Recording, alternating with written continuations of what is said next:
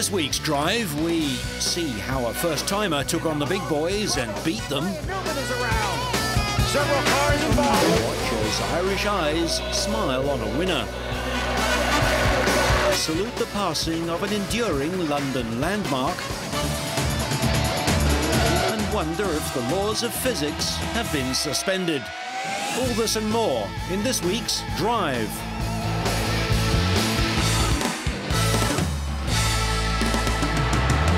Racing engineers of the future develop their skills in the Society of Automotive Engineers Formula SAE competitions, held annually in the USA, Britain, Brazil, Italy and Australasia. 25 university teams competed in the Australasian event at Werribee in Victoria, including 2 from Japan and 1 each from New Zealand and India. The competition requires students to design, fabricate and compete with small Formula-style racing cars, similar to those that would be raced in sprint or hill climb events. There are few restrictions on the car's frame and engine, so that the creativity and imagination of the students are challenged. The cars are built in a team effort over 1 year, and the result is a great experience for young engineers. Cars are judged in 3 different categories: static inspection and engineering design, solo performance trials and high-performance track endurance. The chief design judge was Ron Turanak, former Brabham Formula One team owner. A total of 1,000 points are available for static and dynamic events. Students assume that a manufacturing firm has engaged them to produce a prototype car for evaluation as a production racing car. The car must have high performance in terms of its acceleration, braking and handling. However, it must also be low cost, easy to maintain and reliable. Scrutineering ensures that the cars are ready for competition. In the presentation stage, the merits of the design have to be explained to the judges. Engineering design rewards the concept and execution of the car. In the cost stage, the teams have to show what it would cost to build the required number of cars, demonstrating knowledge of both engineering and manufacturing. Some cars' brakes worked better than others. Teams must get through all these stages before they're able to compete in the dynamic events. The skid pan measures the vehicle's maximum cornering capability through tight left and right-hand circles. The acceleration event focuses on engine performance, transmission and suspension design over a 75-metre sprint. Full-bore racing from Swinburne University are frequent class winners. Defending champions, Steel City Racers from Wollongong University used a turbocharged Honda engine and a limited slip differential from a quad bike.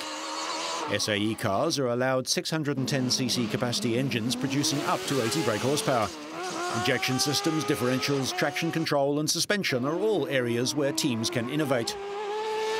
The autocross tests the car's manoeuvrability on a tight 1 kilometre course with the car running solo. Deakin Race Technologies has an asymmetrical sidewinder car with a wide front track, 4-wheel steering and a KTM 525cc single-cylinder engine. Hitting cones like the Queensland University of Technology incurs a time penalty. Wings and ground effects are allowed, but those using them have to be sure that the benefits outweigh the costs.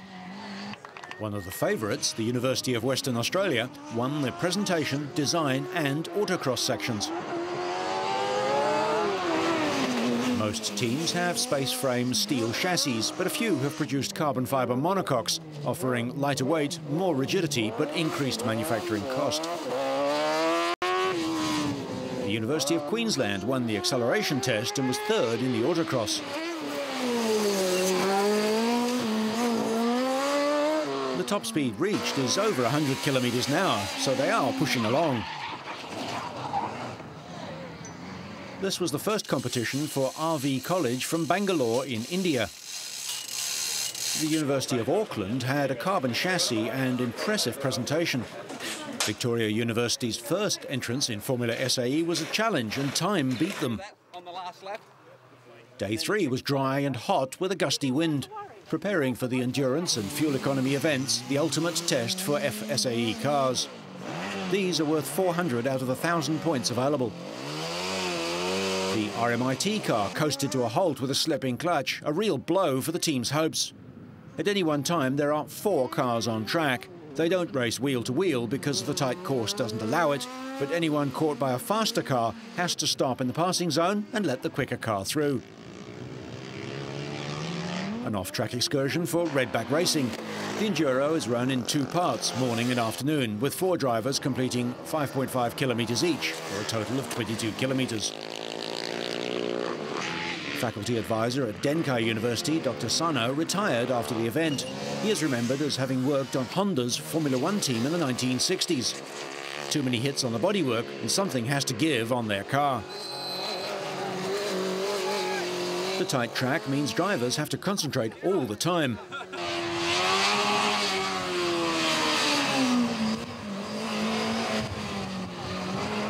With RMIT stopping out on the circuit and Wollongong being pushed away, it looks like the Formula SAE title is finally heading to Western Australia. The checkered flag for the University of WA after the final leg of the Enduro. Driver Peter Marsh is delighted and relieved. The car's a little bit faster than last year's car, but I guess we just had cards fall our way. We've been close the last 2 years. We've been very close. We've led on Saturday night, but we've gone out with hot start issues in the Enduro, and we had no problems at all. We've got 3 hot starts from the car with that recent just stop there with RMIT going out, and haven't had a problem. It was a lot of hard work, and it took a hell of a lot of work to get it here today. 2 weeks ago, it didn't look so good. In fact, 1 week ago, it didn't look so good. But we're here and we've done it, and we're very, very happy. Second was the University of Queensland, followed by Wollongong and Tokyo's Denkai University in 4th. Monash University's wing car was 6th, just behind the University of New South Wales, redback racing. The end of the event and time to relax after a year of hard work. The University of Western Australia scored 952 points out of a possible 1,000, the highest ever score obtained in Formula SAE competition. This is the ideal training ground for Formula One engineers, so some of these students might soon be celebrating a Grand Prix win.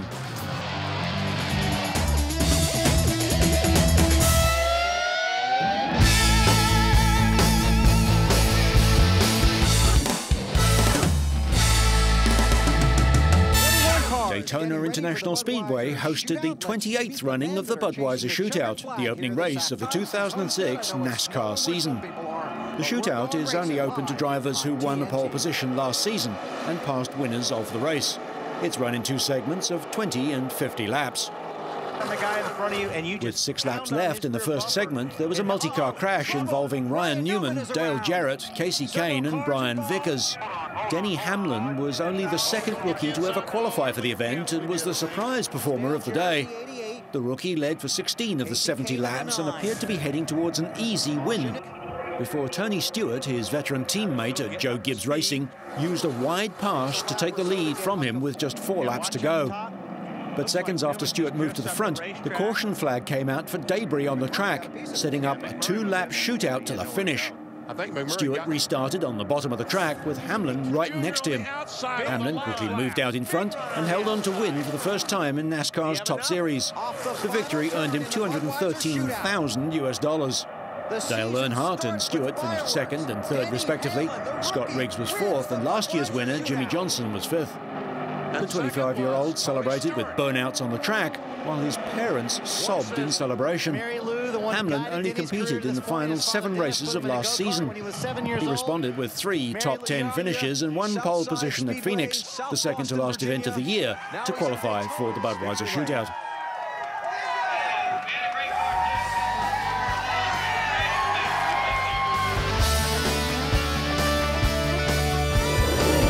Other side of the planet, in New Zealand, a packed arena witnessed the 2006 CIS Superstock Team Championship.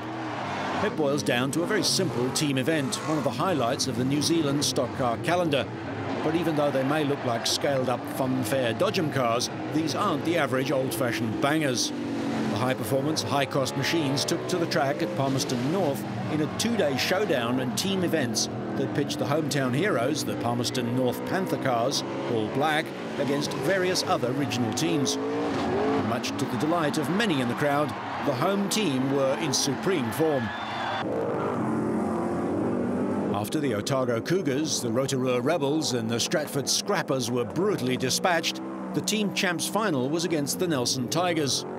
Nelson were in trouble even before the outbreak of hostilities, the fuel pump failing on Brendan Higgins' machine.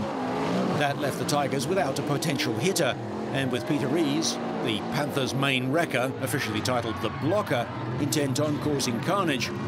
In the final, the brutal Black Marauders swept aside the Nelson Tigers in a display of tactical brilliance and destructive power.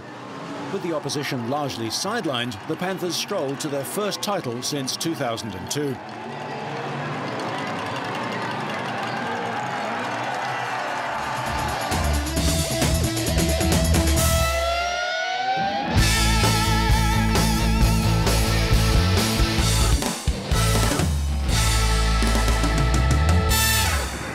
Welcome to Piccadilly Circus now, one of London's greatest attractions, with its non-stop buzz of traffic and neon advertising lights. Equally famous is the Routemaster bus, one of the city's most recognisable icons. It's a red double-decker rumbling up and down the capital's narrow streets. Its open platform allows passengers to hop on and off when they wish to, paying the fare to the conductor.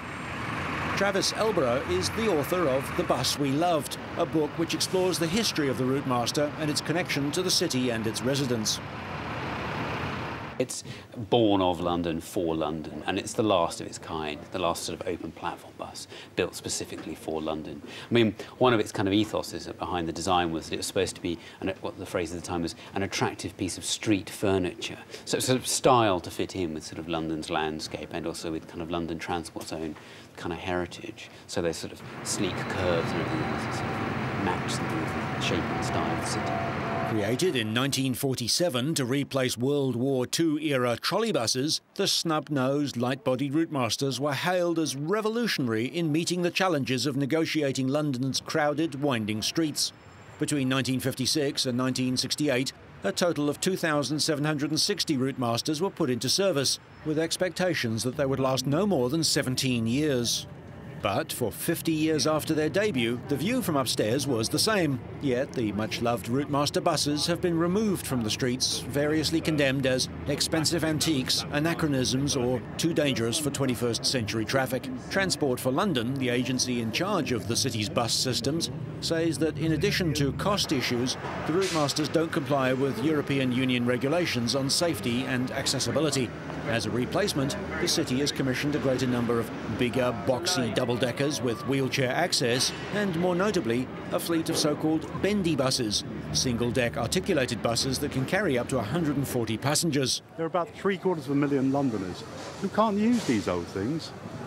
There are all the people with mobility impairments and older people in London who can't step up steps.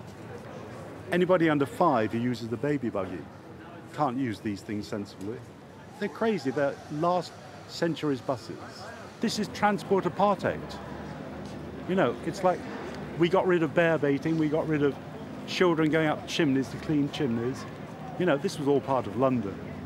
We got rid of pubs that didn't let women in the toilets. Come on. For tourists, the big red buses with their cramped stairwell and unique smell have been as much a part of London as Buckingham Palace for over half a century. But there's nothing like a London bus. With its conductor, male, female, they're lively, they're alive, they know the city, and it's super to be on them. Well, I've grown up with those. They're very good buses to get on and off of. You've got a long seat at the back with a bit of knee room, because when you're tall you don't fit on the seats very well. And I think it's a shame that they're going with the 159 on Friday. Routemasters have been sold for years at prices between £2,000 and £12,000, but prices have soared since 2003 when the city began to cull the old models from its fleet. There's an enormous sort of emotional attachment to these buses. I don't think that's purely a nostalgic thing. I think also a lot of it's just that the experience of travelling on them, for many people, you know, is more pleasurable than maybe travelling on certain replacements which kind of have all the aesthetics of the inside of a Hoover attachment. It may be gone, but it's not forgotten. For many Londoners and visitors, the final journey of the once ubiquitous Routemaster will mean the end of an era.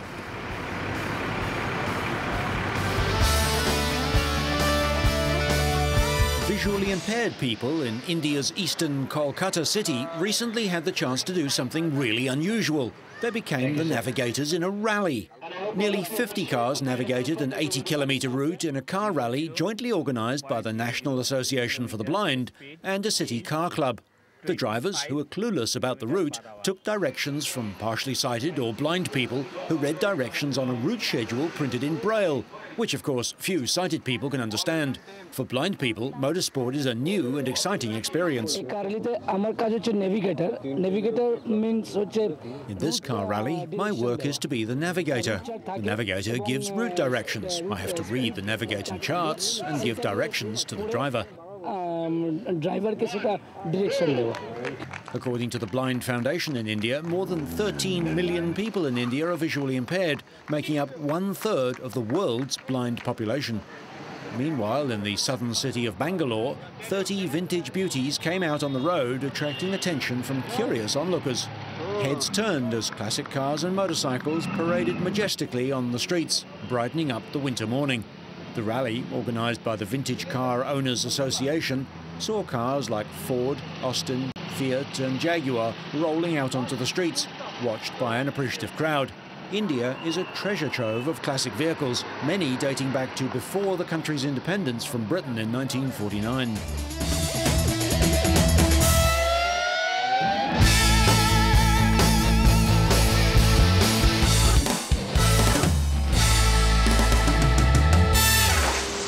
The 2006 World Superbike season is about to get underway, and after months of developing, practicing and testing, results on the track will do the talking. This year, no less than 3 class world champions will face each other, something that no other premier class of motorsport can boast. MotoGP has been the sole preserve of one man, and only 2 current or past Formula 1 champions are still racing. I'm just approaching this year the same as I did last season. Confident that I have a good team and good package and good bike to work with. I think if we stay concentrated and work as we have been last year, I think the result will be the same for 206. Corsa was hot in testing at Phillip Island. It was a different story in Qatar, where hostilities start for real. There, Corsa's fellow Australian and old rival Troy Bayliss was in explosive form. The 2001 World Superbike champion has returned from 3 years in MotoGP. But this year, I think my main contender is going to be countryman Troy Corsa. He's got a lot of experience. He's won the championship before. He's got a great team behind him now on the Suzuki. They're doing a really good job. There have been changes galore throughout the ranks of the World Superbike grid. One much-changed team is the new-look 10K Honda squad. Gone, inevitably, to MotoGP is last year's championship runner-up Australian Chris Vermeulen. Spearheading their challenge is the 2004 world champion James Toseland, partnered by the 2004 Supersport champion, yet another Australian, Carl Muggeridge. After me winning the championship in 2004 and losing it last year, I want it back, you know, and I think I've got the package and the team to do it, you know. If the Honda can keep improving like it is doing, then for sure we'll be competitive. Yamaha have 2 teams. Yamaha France will enter Norick Abe, Sébastien Guimbert and Shinichi Nakatomi. The Foggy Petronas team is owned by 4-times world champ Carl Fogarty and has Briton Craig Jones and yet another Australian, Steve Martin, in the saddle. That's on a 900cc 3-cylinder bike that makes 190 horsepower and weighs just 165 kilos. Yamaha Italy's team matches veteran wildman Nori Haga and, yes, yet another Australian rider, Andrew Pitt. All the ingredients are there for a wonderful championship.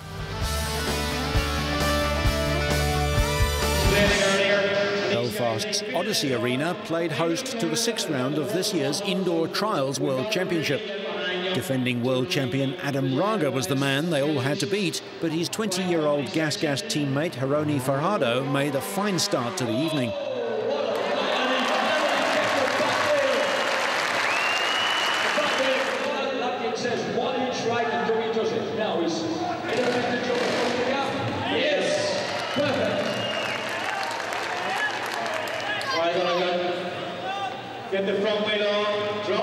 Britain's Dougie Lampkin had brought plenty of fans from across the Irish Sea, and he didn't disappoint, despite suffering from 2 broken ribs.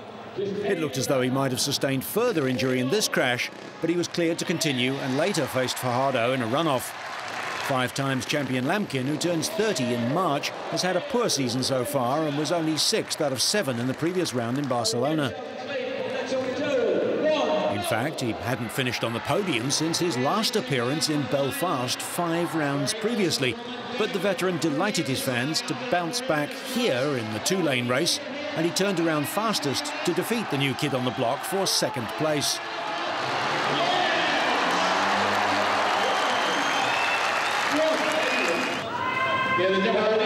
However, nobody could get close to Raga, who was again at his imperious best. The Spaniard has won the last 3 World Championships, and he showed why as he went on to clinch his 3rd win of the season. The 7th round of the championship would be the Grand Prix of Russia in St. Petersburg a week later, where Tony Bowe and Tadeusz Blazusiak would be the wildcard riders. In 2005, Adam Raga took the victory there, with Kapastani and Lamkin completing the podium.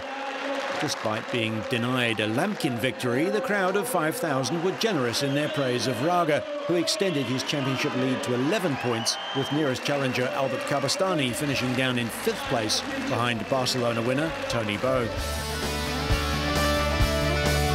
The brand new arena in Mannheim was packed as the first round of the 2006 Night of the Big Jump series got underway.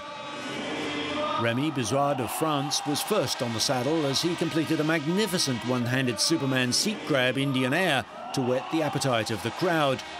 A stinging Super Scorpion followed. The finale was to be his party piece, but it cost him points. Failure to complete a backflip heel clicker saw him crash before receiving a standing ovation, and he would eventually finish 3rd with 262 points. Next up, the American high flyer Mike Mason. An outstanding Axis backflip kickstarted his routine. Mason's backflip knack-knack had the crowd off their seats once more. This was a scintillating display as Mason performed a holy grab to perfection before sealing 2nd place overall with a tally of 313 points. However, the Night of the Jumps final belonged to a daredevil Norwegian. Andre Villa kicked off with a flawless sidewinder, and the performance just got better and better. A sublime one-handed heart attack racked up the points before he completed a tsunami kiss of death with panache.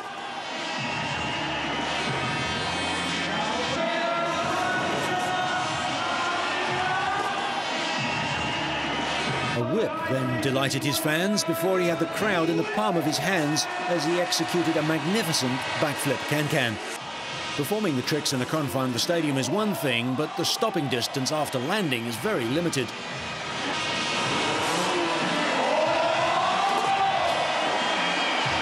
Villa's piece de resistance then followed as he received a standing ovation for the supreme backflip knack-knack. He'd amassed 315 points overall, just 2 more than Mason, in a thrilling finale, and the Norwegian was more than satisfied with the result.